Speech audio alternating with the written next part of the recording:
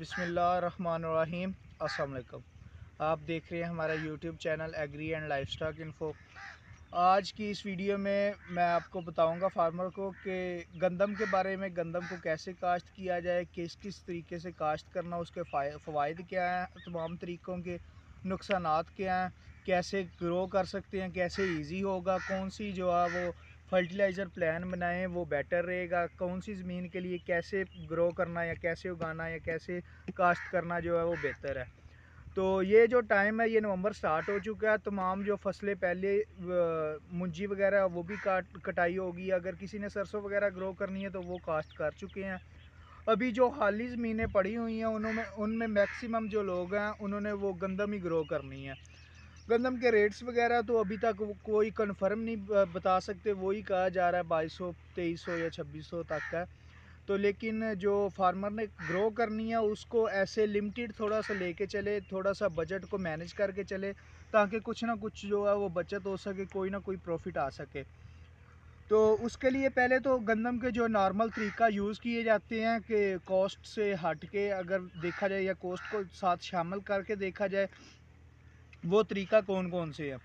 अगर जो मुंजी वाली ज़मीन है उसे कंप्लीट तैयार करके जो वत्तर पे काश्त किया जाए, वत्तर पे काश्त किया जाता है या फिर ज़ीरो ड्रिल करवाया जाता है। तो अगर जो वत्तर पे काश्त किया जाए उस पे जो अखराजात आते हैं वो थोड़े से ज़्यादा आते हैं, लेकिन उसका उगाव वगैरह या उसकी औसत जो है वो मानी जाती है कि वो ज़्यादा आती है उससे। तो दूसरा तरीका है, अगर आप मुंजी की जो होगी कटाई के बाद उसके बाद फ़ौरन जो है वो ज़ीरो ड्रिल करा दें तो ये भी नवंबर के स्टार्ट पे आप करवा सकते हैं। तो तीसरा जो तरीका वो है खुश्क ज़मीन को, बारीक ज़मीन को तैयार करके उसके अंदर जो है वो 4-5 इंच पे जो ज़ीरो ड्रिल करवा दें, उससे भी जो है वो अच्छी औसत आती है। लेकिन ये कौन कौन से रकबे में हो सकता है। जो ज़ीरो ड्रिल है मुंजी की, वो मुंजी के जितने भी रकबे हैं वो पक्के वट के थोड़े से माने जाते हैं, जो उसे कहते हैं भारी मैरा ज़मीन कहते हैं, या फिर चिकनी ज़मीन थोड़ी सी आ जाती है। चिकनी ज़मीन में जो है वो मुंजी काश्त की जाती है तो उसमें आप ज़ीरो ड्रिल करवा सकते हैं, या ज़मीन अगर वत्तर हालत में है तो वत्तर तैयार करके जो हल वगैरह जो है वो करके रूटावेटर करके तो उसके बाद 200 आगे दे के तो उस तरीके से काश्त की जाएगी। अगर आप उसमें ज़ीरो ड्रिल करवाना चाहते हैं तो वो उसका लिए थोड़ा सा वत्तर जो है वो अच्छी हालत में हो, थोड़ा सा 12 वत्तर जिसे कहते हैं वो तो बेटर है। तो जो ज़मीन खुशक ज़मीन में काश्त की जाती है वो उस एरिए में काश्त करनी बेटर है जो थोड़ा सा रेतला इलाका हो या बसरा इलाका हो, जिसे वो कहते हैं बसरी मिट्टी हो, रेतली मिट्टी हो, उसमें जो है काश्त करना केरे हुए खुशक केरे पे वो बेटर रहता है। खुशक केरे में क्या होता है कि हम खुशक ज़मीन को तैयार करके उस पर केरा करके उसके बाद पानी लगाते हैं। जब बाद में पानी लगाते हैं तो जर्मिनेशन 100% तक चली जाती है। और दूसरे में जो जर्मिनेशन की वो शरह है, वो अगर ड्रिल कर रहे हैं आप तो वत्ता ठीक है तो उसमें भी जर्मिनेशन अच्छी हो जाती है, लेकिन फिर भी वो 80-90% जर्मिनेशन होती है। अगर आप दूसरे तरीके से ज़मीन तैयार करके कर रहे हैं तो उसमें भी कहीं से वत्तर, क्योंकि मैक्सिमम जो ज़मीन बिल्कुल वो कहा जाए कि बिल्कुल बराबर है ज़मीन, वो तो हो नहीं सकता, कहीं ना कहीं से थोड़ा बहुत फ़र्क रह जाता है। तो उस जगह पे थोड़ी सी बाद में लेट होना या ऐसी जो है वो सूरत हाल आ सकती हैं। ज़मीन मिक्स तो हो जाती है लेकिन फिर भी कोई ना कोई इशू आ सकते हैं, लेकिन उसके भी रिज़ल्ट बहुत अच्छे आते हैं, मैक्सिमम जो है वो भी ग्रो हो जाती है। तो फिर खुश तरीके से बाकी अगर आप 4 इंच के फासले पे ग्रो करेंगे तो उससे अच्छा प्रॉफिट मिल सकता है, लेकिन वो ज़ीरो ड्रिल जो रेतले इलाके पे हो सकती है ज़ीरो ड्रिल होगी तो उससे जर्मिनेशन अच्छी हो जाएगी। लेकिन हम अगर पक्के रकबे में हम वैसे ग्रो करेंगे, वैसे काश्त करेंगे तो उसकी जो है वो जड़ अच्छे से नहीं चल सकेगी।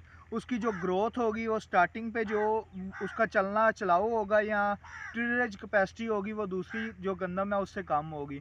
उसके लिए सबसे बेस्ट जो माना जाता है वो यही है कि जो ज़मीन को तैयार करके किया जाए काश, उसको बूटे की ग्रोथ अच्छी होती है, वक्फा जो है वो सब दाने दाने का लहदा हो जाता है। तो इसके अलावा जो बिल्कुल हम सा या रवायती या पुराना कह सकते हैं वो तरीका माना जाता है, वो खुशक ज़मीन पे पानी लगा के ऊपर से छट्टा लगा के भी किया जाता है, लेकिन वो अब कोई भी रिकमेंड नहीं करता। उसकी रीज़न ये है कि एक तो उसका गिरने के चांस ज़्यादा होते हैं, ऊपर से दाने ऊपर पड़े हुए हैं, उसका कोई वो रह नहीं रह गया, कोई उसकी लाइफ नहीं रहेगी या कोई उसका अच्छी औसत नहीं रहेगी। तो इसलिए ये 3-4 तरीके जो हैं वो ही अपनाए जाते हैं आगे जो गंदम के लिए। तो नेक्स्ट जो है गंदम के फर्टिलाइज़र वगैरह क्या हो सकती हैं। कौन कौन सी डाल सकते हैं हम, कौन सी डाल के थोड़ा सा लिमिटेड कास्ट में ला सकते हैं। तो अगर गवर्नमेंट की तरफ से कहा जाए रिकमेंड उनको खादों का पूछा जाए तो फिर वो तो यही करते हैं कि एक बोरी जो है वो डीएपी की हो, 2 यूरिया की हो, 1 पोटाश की हो, तो जो है ख़र्चा अच्छा किया जाए, बाद में हम 2200-2000 रेट दें और बस ठीक है याशी करो।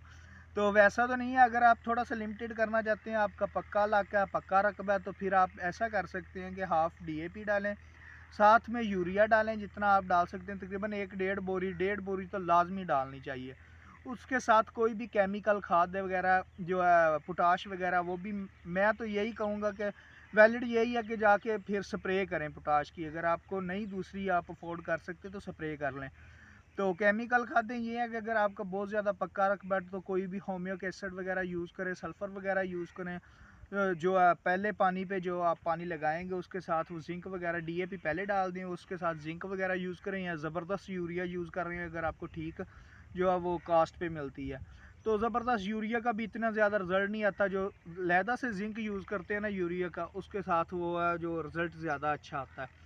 तो बाकी इंशाल्लाह आपको साथ साथ बताते रहेंगे। अगर आपको ये स्टार्ट पे ज़मीन तैयार करने का कौन से तरीके से ग्रो कर सकते हैं वो आपको बता दिया। बाकी जो भी मामला होंगे, स्प्रे वगैरह होगी गंद की, वो इंशाल्लाह साथ साथ चलता रहेगा, आपको बताते रहेंगे। और कोई भी आपका क्वेश्चन हो गंदम के बारे में, किसी भी फसल के बारे में, तो आप कमेंट में पूछ सकते हैं। Thank you.